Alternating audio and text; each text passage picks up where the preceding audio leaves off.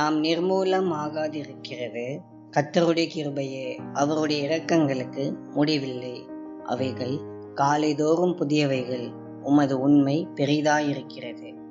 புலம்பல் 3ஆம் அதிகாரம் வசனங்கள் 22 மற்றும் 23.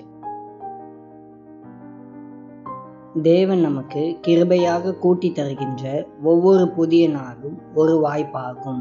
நேற்று நம்மை துன்புறுத்திய காரியங்களை வெல்ல ஒரு வாய்ப்பு ஆகும்.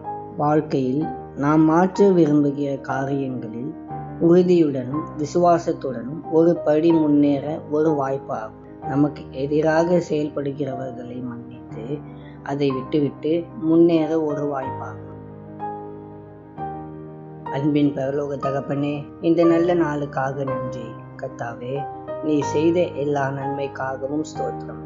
ஆண்டவரே, நீ தந்த ஒவ்வொரு நாளையும் நாங்கள் ஒரு புதிய வாய்ப்பாக பயன்படுத்தி கொள்ள எங்களுக்கு உதவி செய்யும்.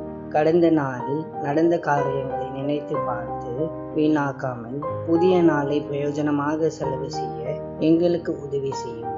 நீர் எங்களோடு இருப்பதற்காக நன்றி. இயேசுவின் மூலம் ஜெபிக்கிறோம் பிதாவே. ஆமேன்.